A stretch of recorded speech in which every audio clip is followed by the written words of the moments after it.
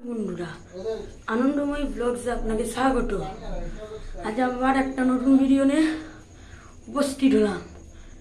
এটা আজকে আমাদের ঠাকুরঘর সাজানো হচ্ছে।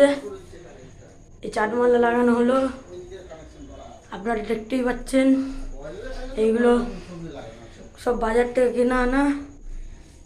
আপনারা নিশ্চয়ই ভাবছেন এটা লোক দিয়ে করানো, কিন্তু না। এই আলপনার নতুন লুকটা দেখে নিন। এখনো কাজ চলছে, ওখানে হবে, এই দিকটা হবে, তারপরে এই দিকটা।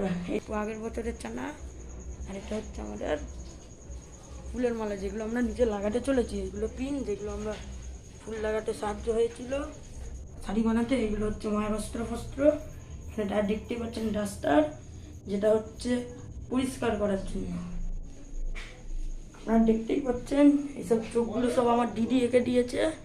মানে এই চোখগুলো উঠে গেছিলো। আর এই পায়ের আলতাটা আমি পরিয়েছি।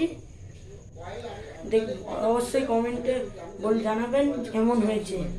আর লাইক, সাবস্ক্রাইব, কমেন্ট করতে ভুলবেন না। ধন্যবাদ।